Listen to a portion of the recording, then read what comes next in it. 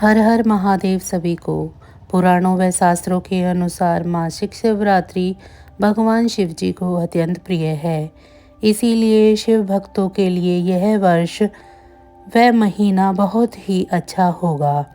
इस बार तो नववर्ष की शुरुआत मासिक शिवरात्रि के व्रत से हुई है, जिस कारण संसार के सभी शिव भक्तों पर भगवान शिव जी की कृपा सदैव बनी रहेगी। जो भी व्यक्ति मासिक शिवरात्रि का व्रत करता है, उस पर भगवान भोलेनाथ की कृपा दृष्टि सदैव बनी रहती है। ऐसे में आप भी मासिक शिवरात्रि का व्रत करते हैं तो इस वीडियो में हम आपको मासिक शिवरात्रि की व्रत कथा व पूजा विधि को बता रहे हैं।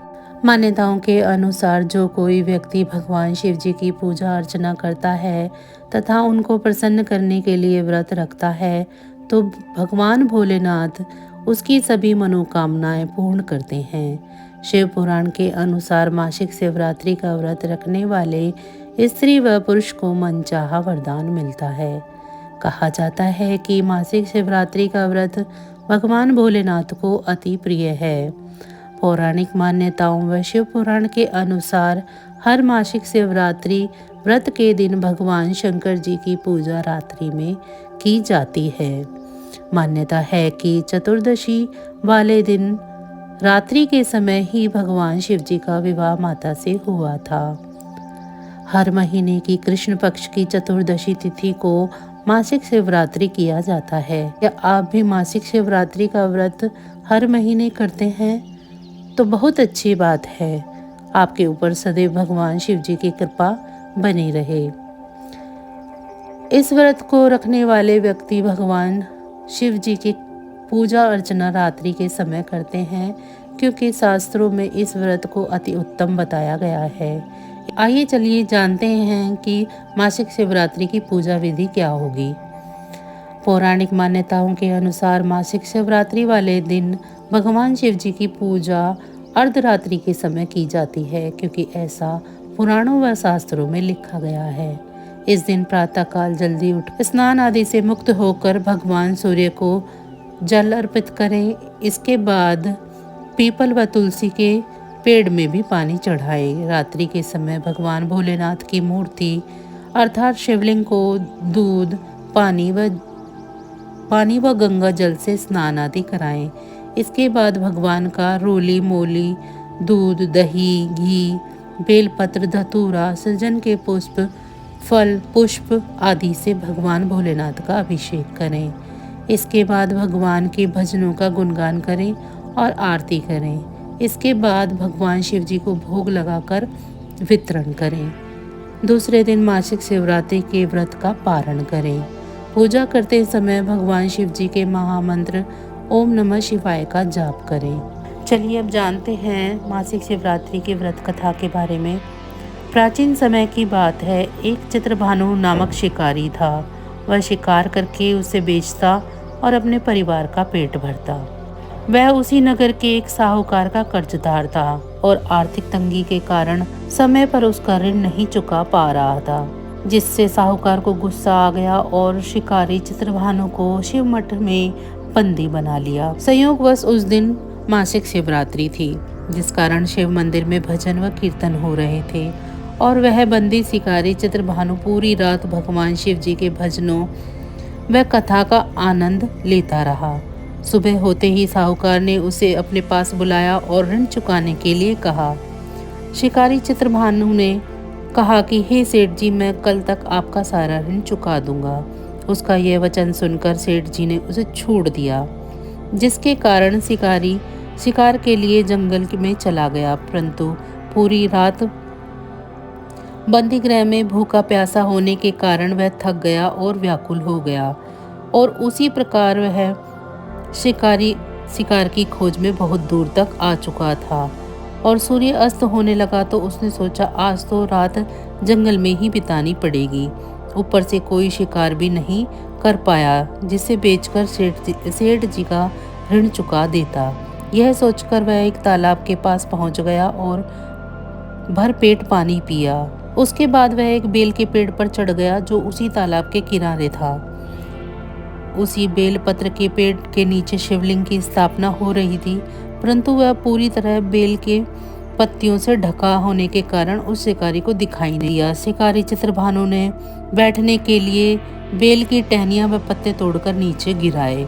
संयोगवश वे सभी टहनियां और पत्ते भगवान शिव जी के ऊपर गिरते रहे और शिकारी चित्रभानु रात्रि से लेकर पूरे दिन भर का भूखा प्यासा था और इसी प्रकार उसका मासिक शिवरात्रि का व्रत हो गया।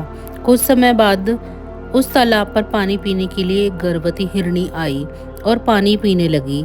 हिरणी को देखकर शिकारी चित्रभानु ने अपने धनुष पर तीर चढ़ा लिया और छोड़ने लगा तो गर्भवती हिरणी बोली, तुम धनुष मत चलाओ क्योंकि इस समय मैं गर्भवती हूँ और तुम एक साथ 2 जीवों की हत्या नहीं कर सकते, परंतु मैं जल्दी ही प्रसव करूंगी। इसके बाद मैं तुम्हारे पास आ जाऊंगी, तब तुम मेरा शिकार कर लेना। उस हिरणी की बात सुनकर चित्रभानु ने अपने धनुष को ढीला छोड़ दिया। इतने में ही वह हिरणी झाड़ियों में लुप्त हो गई। ऐसे में जब शिकारी ने अपने धनुष की प्रत्यंजा चढ़ाई और ढीली करी तो उसी दौरान कुछ बेलपत्र के पत्ते झड़कर शिवलिंग के ऊपर गिर गए। ऐसे में शिकारी के हाथों से प्रथम प्रहर की पूजा हो गई। कुछ समय बाद दूसरी हिरनी झाड़ियों में से निकली। उसे देखकर शिकारी की खुशी का ठिकाना नहीं रहा। चित्रभानु ने उस हिरनी को शिकार करने के लिए अपना धनुष उठाया और तीर छोड़ने ही लगा था तो हिरनी बोली, हे शिकारी, आप मुझे मत मारो, मैं तो अभी ऋतु से निकली हूँ और अपने पति से बिछड़ गई। उसी को ढूंढती हुई मैं यहाँ तक आ पहुँची। मैं अपने पति से भेंट कर लूँ, उसके बाद तुम मेरा शिकार कर लेना। यह कहकर वह हिरनी चली गई। शिकारी चित्रभानु अपना 2 बार शिकार खोकर बहुत दुखी हुआ और चिंता में पड़ गया कि सेठ जी का ऋण कहाँ से चुकाऊंगा। जब शिकारी ने दूसरी हिरनी का शिकार करने के लिए धनुष पर प्रत्यंजा चढ़ाई थी तो कुछ बेलपत्र के पत्ते झड़कर शिवलिंग के ऊपर गिर गए। ऐसे में पूजा का दूसरा पहर भी संपन्न हो गया। ऐसे में अर्धरात्रि बीत गई और कुछ समय बाद एक हिरनी अपने बच्चों के साथ तालाब पर पानी पीने आई। चित्रभानु ने जरा सी भी देरी नहीं की और धनुष पर प्रत्यंजा चढ़ाई और तीर को छोड़ने लगा। इतने में ही वह हिरनी बोली, हे शिकारी, आप मुझे मत मारो, यदि मैं मर गई तो मेरे बच्चे अनाथ हो जाएंगे। मैं इन बच्चों को इनके पिता के पास छोड़ आऊं, जिसके बाद तुम मेरा शिकार कर लेना। उस हिरनी की बात सुनकर शिकारी चित्रभानु जोर से हंसने लगा और कहा, सामने आए शिकार को कैसे छोड़ सकता हूँ? मैं इतना भी मूर्ख नहीं हूँ, क्योंकि 2 बार मैंने अपना शिकार खो दिया है, अब तीसरी बार नहीं। हिरनी बोली कि जिस प्रकार तुम्हें अपने बच्चों की चिंता सता रही है, उसी प्रकार मुझे अपने बच्चों की चिंता हो रही है। मैं इन्हें इनके पिता के पास छोड़ आऊं, जिसके बाद तुम मेरा शिकार कर लेना। मेरा विश्वास कीजिए शिकारी राज। हिरनी की बात सुनकर शिकारी को दया आ गई और उसने उसे जाने दिया। ऐसे में शिकारी के हाथों से तीसरे पहर की भी पूजा हो गई। कुछ समय बाद एक मृग वहां आया और उसे देखकर चित्रभानु ने अपना तीर धनुष उठाया और उसके शिकार के लिए छोड़ने लगा तो वह मृग बड़ी विनम्रता के साथ बोला, हे शिकारी, यदि तुमने मेरी 3 पत्नियों और छोटे बच्चों को मार दिया तो मुझे भी मार दो, क्योंकि उनके बिना मेरा इस दुनिया में कोई नहीं है। यदि तुमने उनको नहीं मारा तो जाने, क्योंकि मैं उन 3 हिरनियों का पति हूँ और वो मेरी ही तलाश कर रही हैं। यदि मैं उन्हें नहीं मिला तो सभी मर जाएंगे। मैं उन सभी से मिलने के बाद तुम्हारे पास आऊँगा, जिसके बाद तुम मेरा शिकार कर सकते हो। उस मृग की बात सुनकर शिकारी को पूरी रात का घटना चक्र समझ आ गया और उसने पूरी बात उस मृग को बता दी। मेरी 3 पत्नियां जिस प्रकार प्रण करके आई हैं, उसी प्रकार वो वापस आ जाएंगी, क्योंकि वो तीनों अपने वचन की पक्की हैं। यदि मेरी मृत्यु हो गई तो वो तीनों अपने धर्म का पालन नहीं करेंगी। मैं अपने पूरे परिवार के साथ शीघ्र ही तुम्हारे सामने आ जाऊंगा। कृपया करके अभी मुझे जाने दो।